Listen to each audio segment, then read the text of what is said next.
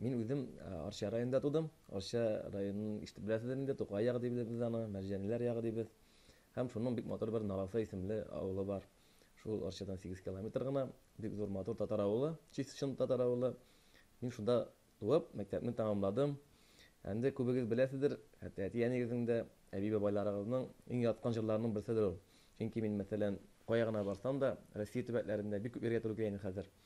Кайда тудың дип сорагач, Намаса җырын дип әйткәч инде, әйе, минем иң яткан җырым ул дип, хәтта башкалар да җырлап җибәрәләр аны. Менә шул, аны гел әйтәләр инде җырларда җырлаган Намаса авылы дип. Менә мин шул авылда туып үстем, бала чагым шунда үтте.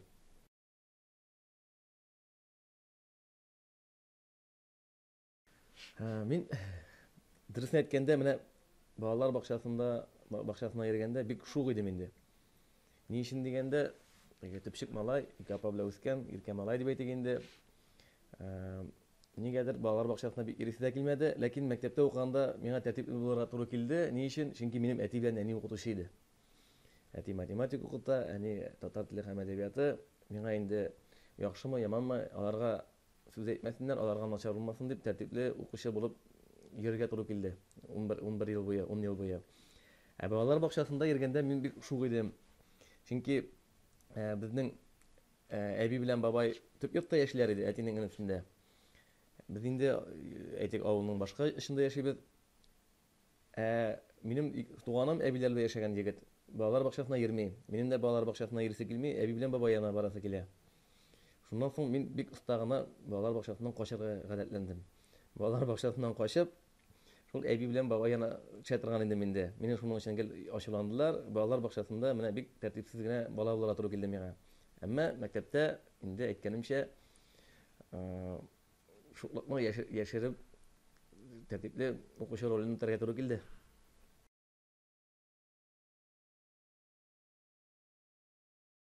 Мәктәптә минем иң яткан фәнем тарих иде. Мин инде физкультураны әйтмим инде, соңрак физиканы яраттым, ләкин иң яратканым тарих иде.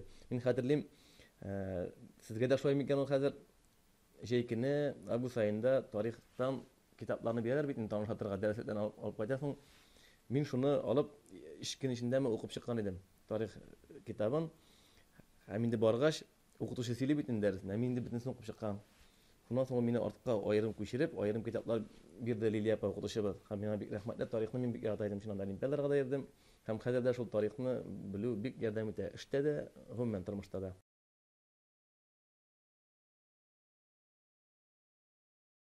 Менә бер кызык вакыйга, мине үземнең мәктәпкә чакырдылар очрашуга укучылар белән инде.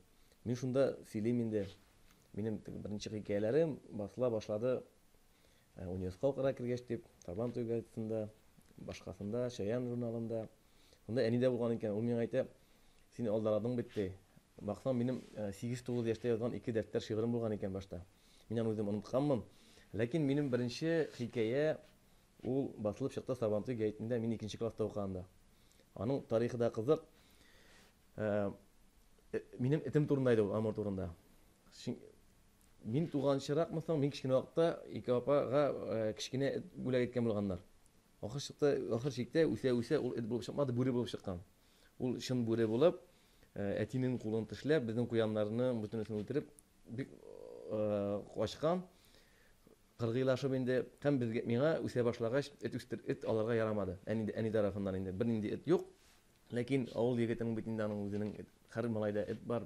Өстәвенә без класста 22 егет, бик шундый шаулы класс, һәм этләр инде ул теге чанага да җигеп йөри торган бит нирзаларына, бик уйный торган гел эт янында йөри. Ә миңа ярамый иде. Мин шуннан шул бабай, әлеге дә бабайдан инде эт табып бирде миңа бабай. Кичкенә генә эт шундый, мулла иде ул безнең бабай, мәрхүм. Мин аны өйгә алып менеп, шул аерым балысты дигән әйбер бар иде ул вакытта. Асрый башладым. Әти инде аны беренче көнне күргән. Ул сүз әйтмәде. Әни күргәндә ул инде бездә бер атнамы яши иде инде. Ул инде башта килешмәсә дә, ахырдан эт калды. Ул эт бик матур гына булып үсте. Амур дип исем куштым мин аңа, ни өчен икәнен хәтерләмим. Бик озак яшәде ул, озын гомерле булды. Шул эт бер тышкан тотмый торган бер бик ялкау мәче бар иде безнең. Шундый зур, Ямлаш дип әйтәйек, без аны шуның белән бик дуслар иде. Икәүләшеп алар уяла йоклыйлар, гел бергә йөриләр. Менә шуларның дуслыгы турында беренче хикәям. 2нче класста Сабантуй газетында басылып чыкты.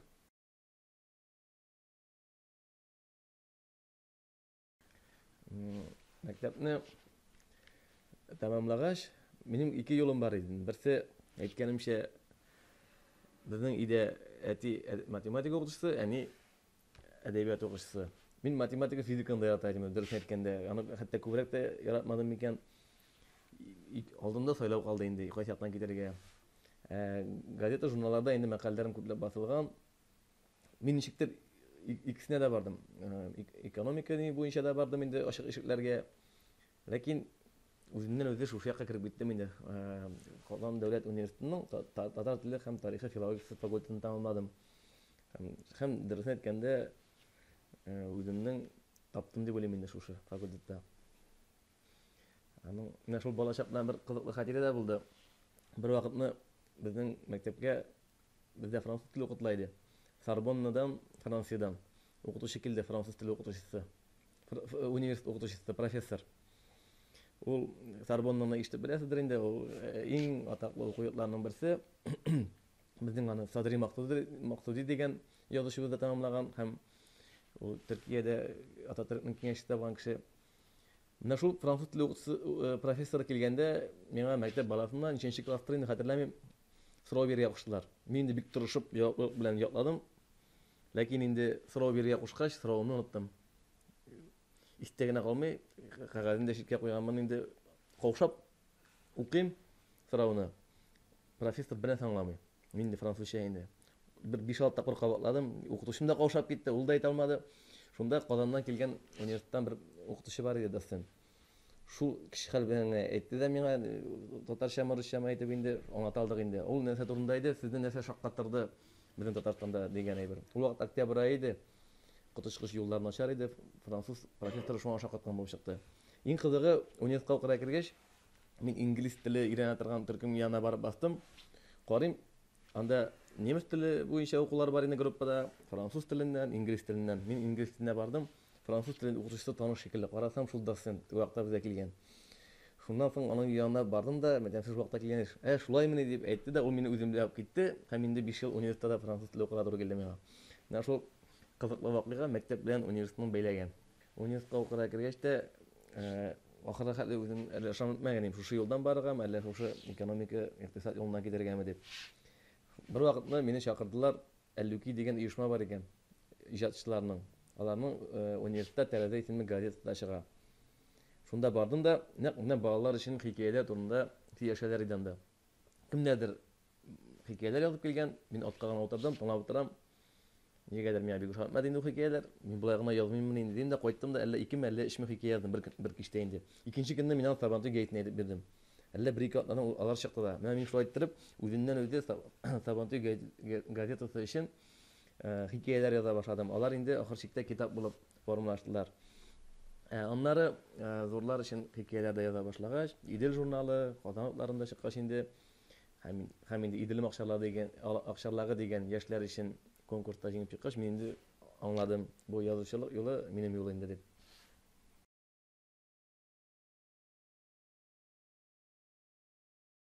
Мин беренче китап 2008 елда басылып чыкты. Ул вакытта миңа 20 яшь иде, 21 яшь иде бугай тулганың шикелле инде. Бик кадерле китап, Гипнозчы малай дип атала ул. Беренче китап бигрәк тә кадерле була инде ул. Хәтерлим, ышанмыйсың, тотып карыйсың. Язучылар әйтә бит инде беренче китап чыккач миндә астына салып йөкләр дип. Миндә дә шулай булды дисәм дияргә мөмкин. Чыннан да ул тормыштагы иң зур куанычлы вакыйгаларны санаганда, һәр хәлдә беренче китапны чыгу шулар арасында.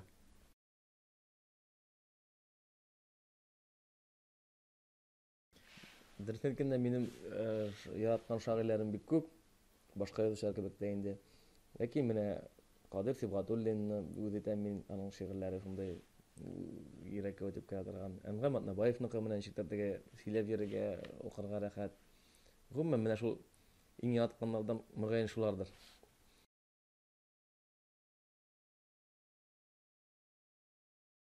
Бәхетем бар, мин остазлардан уңдым. Әйтик, шушы конкурсларда катнашу бик кирәк дип саныйм. Кемнәрнеңдәге журналистика, әдәбият буенча гына түгел, гомумән конкурс, спортмы катнашырга кирәк. Менә мин дә шушы Идел макчаларында катнашканда бик күп остазлар белән таныштым. Газинур Мурат, Ркаи Зәйдулла, Ләбиб Дөрон. Бу инде моңа инде 18 еллар вакыт узган. Һәм мин менә бүгенгә көнгә кадәр алар белән дус яшим. Алар белән һаман да теге аралашам, фикерләрен тыңлыйм. Тагын менә соңгы елларда, бер 10 ел инде мин бик якын дустана мөнәсәбәттә ул башкорт язучысы Айгиз Баймөхәммәтов һәм якут язучысы Гаврил Андросов белән. Без гел көн саен элемтәдә гел күрешәбез. Якутиядә инде мин 3-4 тапкыр булдым, Башкортстаннан кайтып кергән юк, алар да гел монда. Без яшь язучылар булып аралаша башлаган идек. Бүген көндә инде Айгиз Баймөхәммәтов ул Башкортстан язучылар берлеге рәисе, Шаңкар журналының баш мөхәррире, аның спектакльләре шаулап гөрләп бара. Бөтен төрки дөньяда аның инде китап мәктәп программасына кертелгән әсәрләре иң популяр инде. Гаврил Хабыров дип әйтәбез инде, Андросов ул Якутиядәге менә нәкъ Казанлылар кебек Чулпан дигән инде ул журналының баш редакторы. Хәзер инде без коллегаларга да әверелдек. Шуңа күрә мин үземнең менә бу язучылар белән дуслыгымны сакларга тырышам, чөнки без бергә аралашып, безнең барыбер максатларыбыз уртак.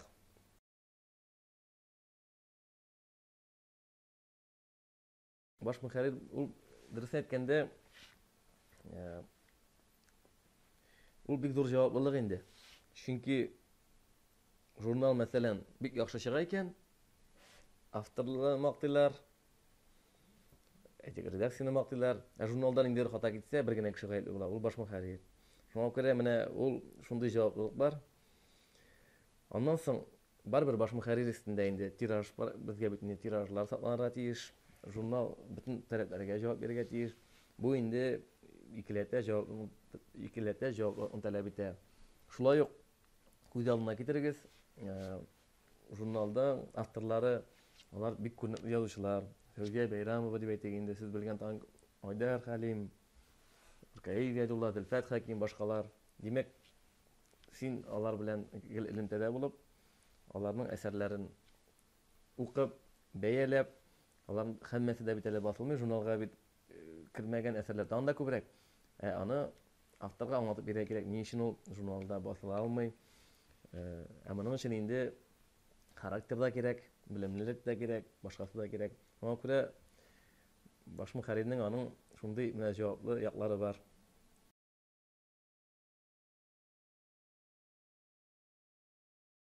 Мин студент вакытта эшли башладым Шаян журналында. Хәтерлим, иң беренчесе ярты ставкада инде. Аннан соң эшләдем Шәһри Казан газетасында 3 ел хәбәрче булып. Ул шулай миңа бик якын. Онда эшләвем хәтерлим әле, анда мин бер ел эшләгәннән соң дөньяныкы дөньялыкта калсын дигән сәяси рубрика бара башладым. Анда минем фотографияләрне куеп, колонка дип атала инде, үзенә күрә колумнист. Мине танып, татар җәмәгатьчелегенә таныткан рубрика шушы булды. Анда мин шушы дөньяда барган, татар дөньясында барган сәясәт турында яза идем инде, курыкмыйча дигән шикелле. Бер вакыт миңа ул вакытта бик әйткәнемчә спектакльләргә барасың, Хәлим Алай Җәләйлә, Равил Шәрәфиевлар артистлар укып бара иде, аны хәтерлим. Син шундый яшьмени дип, сине бер 40-50 яшьлек кеше дип уйлыйк дип инде. Ничектер менә шул рубриканы укып баралар иде, бик күп хатлар килә иде. Ләкин күп хатлар килә белән башладым. Аны русчага тәрҗемә иткәндә дә, ул русча бик усал яңгырый икән. Теге татарча әле ул ничектер изоп язасың. Миңа бер 56-7 тапкыр аңлатмай торып килде, ни өчен мин шулай кыйбат әйткәнмен дип. Ләкин менә шул рубрикадан соң инде ничектер үземнең сүзне әйтә торам, шуннан күреп Казан чакырдылар дип әйтә алам инде. Аннан соң эшләдем Казан атларында 1 ел редактор, ләкин мине Идел журналына редактор итеп куйдылар 3 ел инде. Һәм Казан атлары бик күп дигәнебез, менә мин шуннан да Шәһри Казан атлары һәм Идел журналларында эшләгәнмен икән. Барысы да якын, чөнки барысы да татарның иң кадерле матбугат басмалары.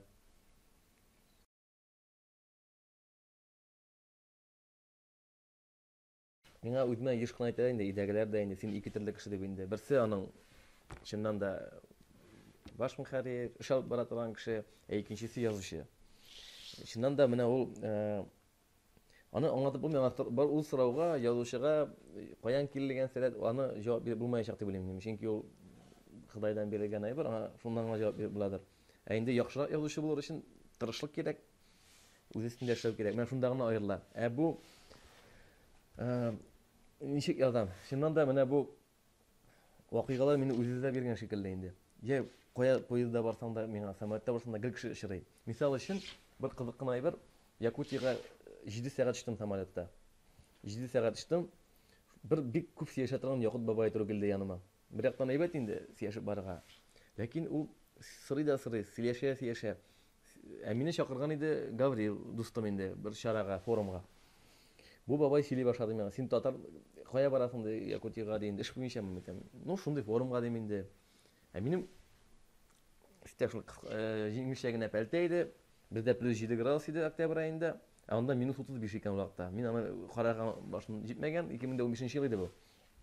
Шуннан соң шул бабай сөйли, син татармы әллә ди башлады миңа. Мин әйтәм, әйе, мин татар егете. Син алайса Бассойканың туганы икән ди. Мин әйтәм, нинди Бассойка?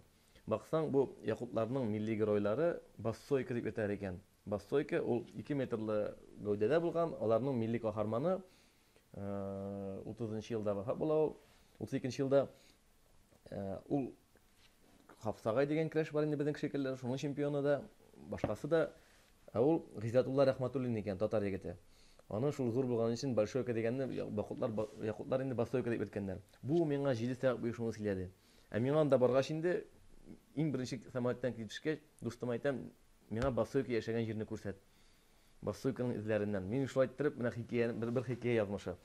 Шул Бассойканың йөргән изләреннән йөреп, һәм иң кызыгы, быел тагын бардым Якутиягә, узган ел булайны җәйкене. Һәм без шушы Бассойка яшәгән җиргә һәйкәл ачылачак зур иттереп, анда татар Гыйззатулла Рахматуллин, Якут Бассойка дигән язу куйдылар инде якутлар эшләй, менә кызык кына. Ә булай, чыннан да яза башлагач, каләм мин инде компьютерда бастырам, үзенә дә кирип китә, чыннан да геройларың белән бергә кайгырасың, шатланасың. Бу инде язу халәте. Айназның травы чыннан да кызык. Шулай авырлыкларны авыр кичерәм, үзем дә шул геройлар тормышы белән яшим озак кына.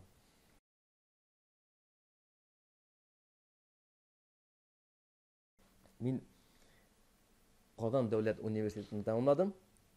Татар филологиясе һәм тарихы факультетын. Аннан соң инде 3 ел аспирантурада укып, Тәүфик Әйди дигән безнең бик күренекле язучыбыз бар. Бик кызыклы. Ул Совет вакытында шулай казанакларында эшләгән. Россия барлыкка килгәнче Советлар Союзы вакытында җәяүләп татарлар яшәгән Россиядәге Астрхан, Себер якларын бөтенсен җәяүләп биреп чыккан. Велосипед кайдадыр, велосипедне утырып, кайдадыр поезд белән бөтен җирдә аларны татарларны барлап биргән. Хәтта ул эшләгәндә казанакларының тиражы 100 меңнән атып китә. Ә ул вакытта 100 меңнән аттырга ярамаган булган, кәгазь җитми. Әле шелтә белдерәләр шул тираж арткан өчен. Менә шул кеше аннан соң инде илләр ачылгач Төркиягә бара, Германиягә, Кипрга, бөтен җирдә татарларны эзләп йөри. 11 томлык бар аның татарлар турында. Татар конгрессы оешканчы, татар конгрессының эшенә барган кеше инде ул. Менә шуның буенча диссертация ятладым.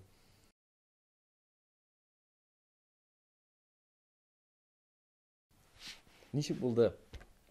Шушы хикәяләр балалар өчен барысы да диярлегендә Сабантуй газетында языла торды. Бердән бер көнне миңа язучы агайлар әйттеләр: "Синең бөтен хикәяләреңне алып кил, без аны тикшерәбез", диделәр. Мин курка-курка гына бардым һәм шак каттым. Утырышта язучылар берлегендә Роберт Абый Миңнуллин, Разил Вәлиев, зур язучылар килгән. Мин инде вакытта студент малай. Мин болай да 16 яшьтән укырга кердем университетка, 21-дә бетердем. Мин теге 2нче, 3нче курстайм ул вакытта, әле китап бит 1-2 ел чыга.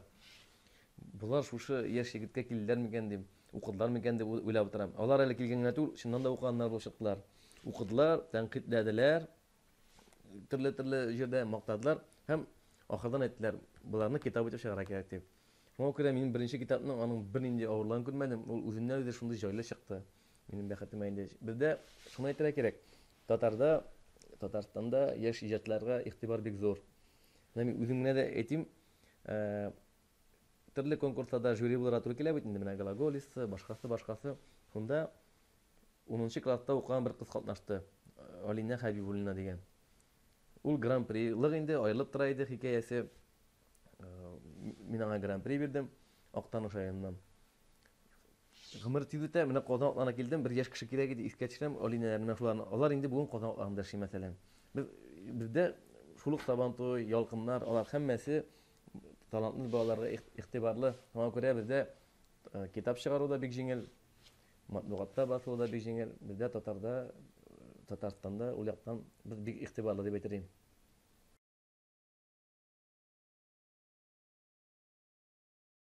Бик авыр булды. Мин иң бәхетсез бала укытучы баласы дип саныйм мәктәптә. Чөнки үземә шул укытучы баласы була туры килде. Бик көнләшә идем, кемнең әтиәнисе укытучы булмаса, мин ник укытучы баласы булдым икән дип. Чөнки укытучы баласы булмасаң барысына да ярый, хәтта син шаярттан да ярый әзрәк. Укытучы баласы булсаң инде башлана. Үзе шундый, әтиәнисе шундый дип инде. Аннан соң безнең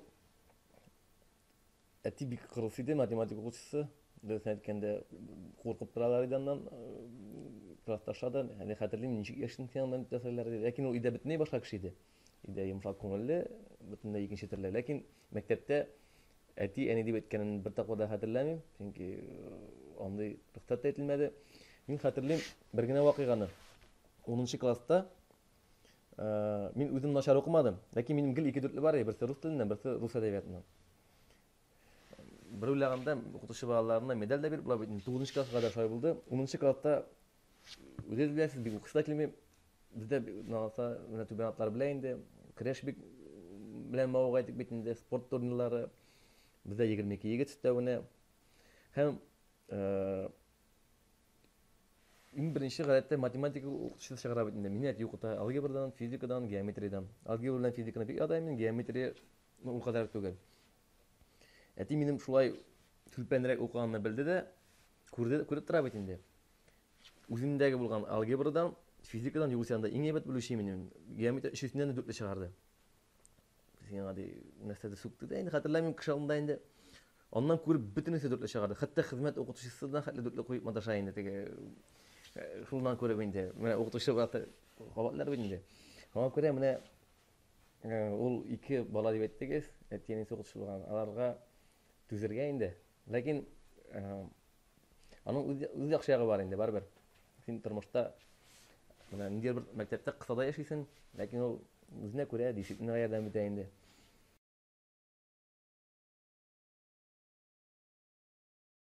Иҗат буенча кызыклы очрашулар оештыралар бит инде. Мин каршы килмим шәхсән үземнең менә иҗат буенча эш чакырганда. Менә шушы хикәяне шатканнары дип. Мин бер кызык вакыйга булды. Тукай районында булдымы соң? Минем бит инде Бишекеле дигән хикәя бар. Ул дәреслеккә дә кергән инде. Анда Озат исемле егет Бишекеле ала бер көндә. Тукай районында булды бу яушмасам әйе, Шалы якларында инде.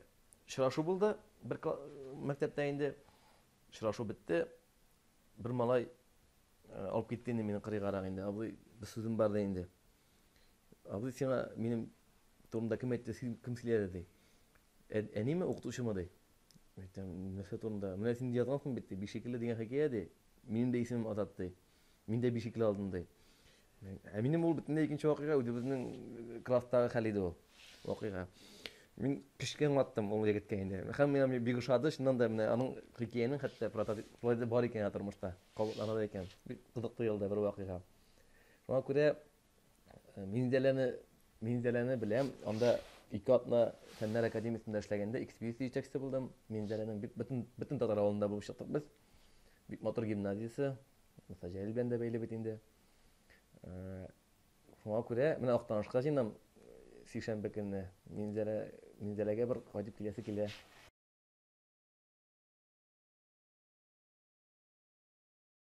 Мин бүген көндә бер роман язып ятам инде. Аңа кадәр менә гыйнвар аем үтте минем спектакль белән.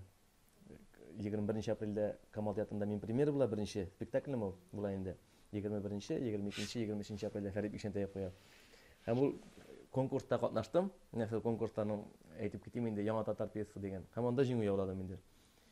Һәм инде шойдан менә ул пьеса спектакль булып чыгачак борчылып китәм.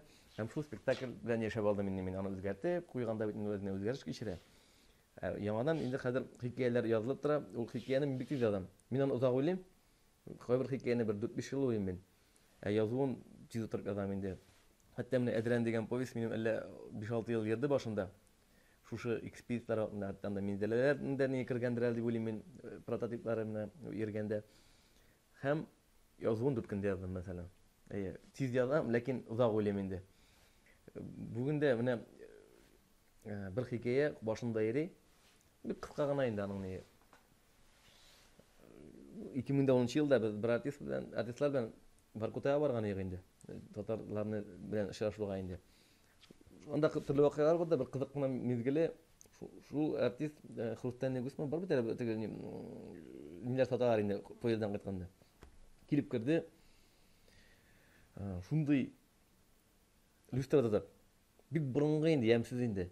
Кутышкыч инде. Бәясен әйтте, бәясе бик кыйбат. Мәйтем бу бит инде алдалаган нарса, әйдә чыгарабыз, бирәбез. Юк инде, үзенең күзендә яшь инде. Хаман үгетлим инде. Мондый акчага, мондый буны алмыйлар, сине алдалаганнар, дим инде. Ахырда әйтте, юк, ул минем үлгән кызыма ошаган иде сатып эшләде. Менә бик шундый вакыйгалар менә шулай тетрәндереп китә. Андый вакыйгалар менә алар калалар, менә мин аны хаман җири ул миндә. Менә шундый теге тормыштагы вакыйгалар, алар хикәя булып килеп чыгалар бер вакыт дип әйтмәкче булам инде. Бик зур рәхмәт сезгә дә, һәммәгезгә дә уңышлар, укытучылар.